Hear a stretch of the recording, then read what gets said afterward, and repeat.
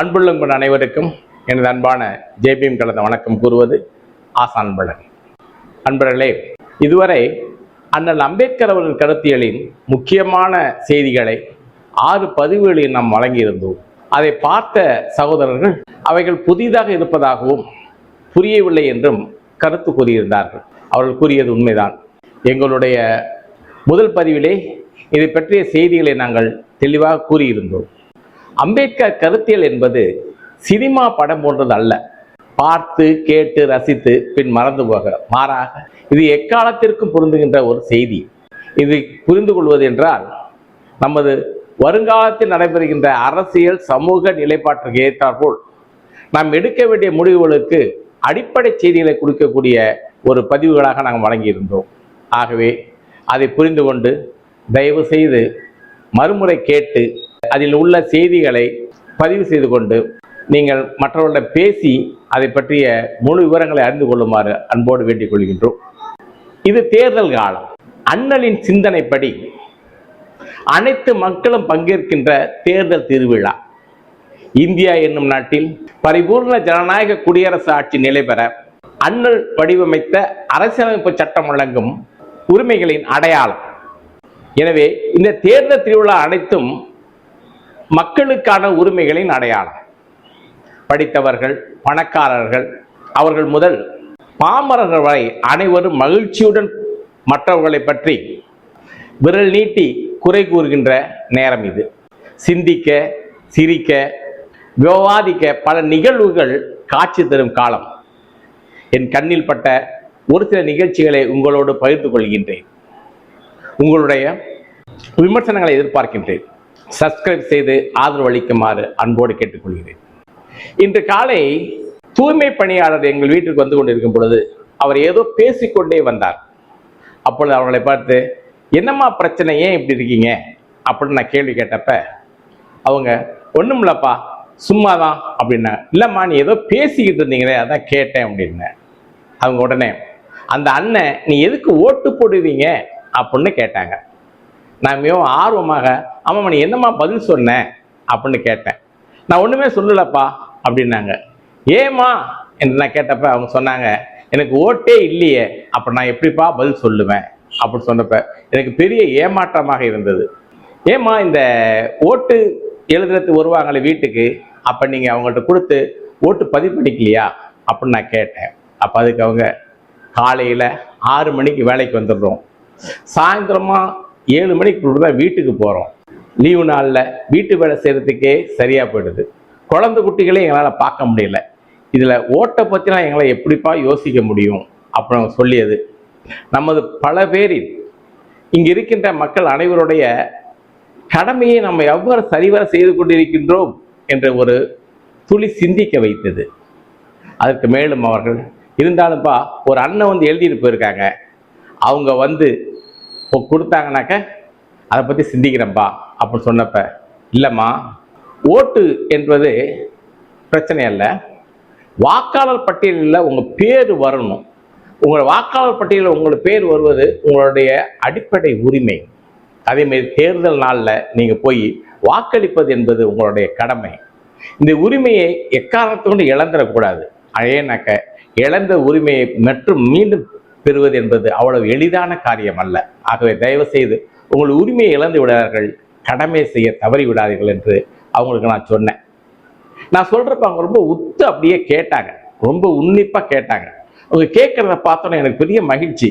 ஒரு நல்ல செய்தியை அவங்களுக்கு சொல்லியிருக்கிறோம், அவங்களும் அவங்க விருப்பப்பட்டு கேட்குறாங்க அப்படின்னு ஒரு மன மகிழ்ச்சியில நான் ரொம்ப நானே பெருமிதப்பட்டுக்கிட்டு புன்னகை பூத்துக்கிட்டு நின்னேன். அப்போ திடீர்னு அவங்களை என்னை பார்த்து, எப்பா நீங்க உரிமைன்னு சொன்னீங்க, கடமைன்னு சொன்னீங்க, அப்படின்னா என்னப்பா அப்படின்னு ஒரு கேள்வி என்னை கேட்டாங்க. அந்த கேள்வி கேட்டப்ப என் தலையில ஓங்கி கொட்டுறது மாதிரி இருந்துச்சு. ஆமா, இந்த உரிமையையும் கடமையையும் எல்லாருமே தெரிஞ்சுக்கிட்டாங்கன்னா, புரிஞ்சுக்கிட்டாங்கன்னாக்க எவ்வளவு பிரச்சனைகளுக்கு விடுவி கிடைக்கும். எத்தனை பிரச்சனைகள் நம்ம எளிதாக முடித்து வைக்க முடியும்.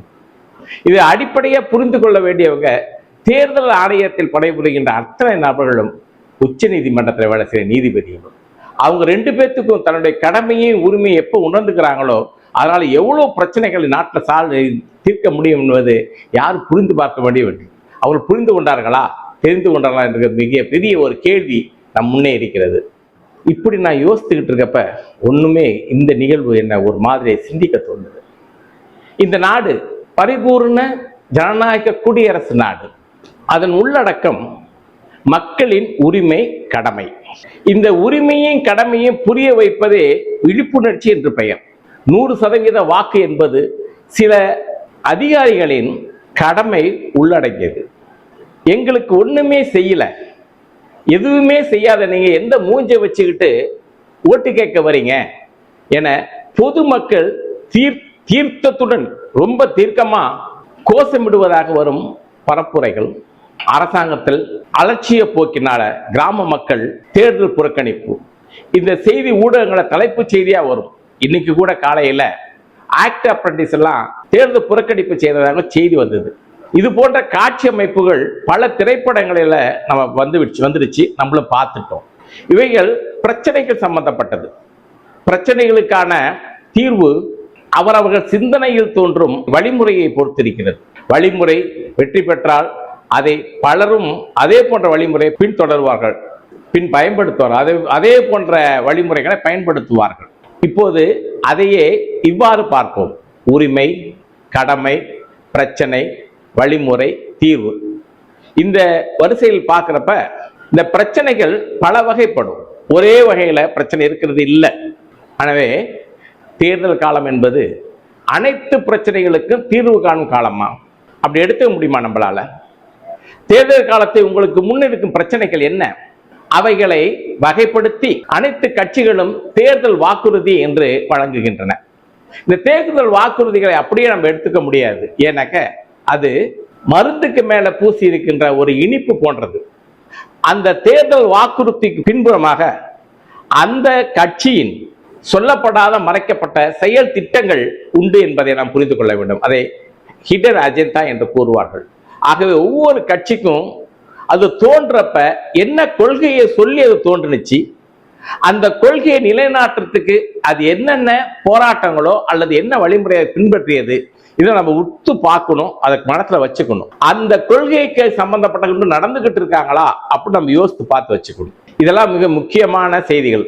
ஒரு கட்சியை பத்தி நம்ம தெரிஞ்சுக்கணும்னா நம்ம முதல்ல கடைபிடிக்க வேண்டியது, பிரச்சனைகளை தீர்மானிப்பதற்கு ஒவ்வொருவரும் அவரவர் சொந்த முயற்சிகளை கையாளுமாறு விடப்பட்டுள்ளனர். என்னை பொறுத்தவரை எந்த இயக்கத்தின் தத்துவத்தையோ அல்லது கொள்கையோ அறிந்து கொள்ள அந்த இயக்கம் கடந்து வந்த சுழற்சிகளை அல்லது புரட்சிகளை ஆராய்வது என்ற கருத்திலிருந்து தொடங்குவது நம்பகமானது என்று நான் எண்ணுகின்றேன். தேர்தல் காலத்தில் வாக்களிக்க போகும் முன் நாம் அறிந்து கொள்ள வேண்டிய முக்கிய செய்தி, அந்த கட்சியின் கொள்கை என்ன, அந்த கட்சியின் கொள்கையை நிலைநாட்டுவதற்கு அது நடத்திய போராட்டங்கள், அந்த கொள்கையை மக்களுக்கு உகந்ததா தேவையானதா என்று உற்று பார்க்க வேண்டும். இந்த மூன்றையும் சரியாக நீங்க பார்த்து ஓட்டு வாக்களிப்பீர்களானால் இன்றைய நாளில் யாதும் ஊரே யாவரும் கேளீர் என்ற ஒரு சொல் கணியன் பூங்குன்றனார் அவர்கள் எழுதிய பாடலில் முதல் வரி, அது உலகம் முழுவதும் தமிழை பெருமைப்படுத்திய ஒரு சொல். அந்த சொல்லுக்கு இணங்க இப்பொழுது நீங்கள் வாக்களிக்க போகின்ற அந்த கட்சியின் நடத்தை இருக்கிறதா என்று நீங்கள் சற்று உற்று பார்க்க வேண்டும், கண்டிப்பாக பார்க்க வேண்டும். ஏனென்றால் இதையே தான் முன்மொழிவது தான் நம்ம அரசியல் நிர்ணய சட்டம். இந்த அரசியல் நிர்ணய சட்டம் சொல்லுகின்ற அந்த லிபர்ட்டி, ஈக்குவாலிட்டி, ஃபெர்டர்னிட்டி, அதாவது சுதந்திரம், சமத்துவம், சகோதரத்துவம் என்பதற்கு இந்த யாதும் ஊரே என்ற சமத்துவமும் ஒன்றே சார்ந்திருக்கின்றது. எனவே சமத்துவத்தை ஏற்றுக்கொண்டு சமத்துவத்தை நடத்துகின்ற எந்த கட்சியாக இருந்தாலும் அந்த கட்சிக்கு நீங்கள் வாக்களிப்பீர்கள் என்ற நம்பிக்கையோடு இதுவரை நாம் பேசிய நேரத்தில் 3 புதிய சொற்களை பற்றி நம்ம பேசினோம். உரிமை, கடமை, பிரச்சனை, பல வகைப்படுகின்ற இந்த 3க்கான விளக்கங்கள் நம்ம சொல்லல. நம்ம வார்த்தையை யூஸ் பண்ணோமே தவிர, பயன்படுத்தினோமே தவிர அந்த வார்த்தைகளுக்கான விளக்கங்கள் நாம் சரியா சொல்லவில்லை.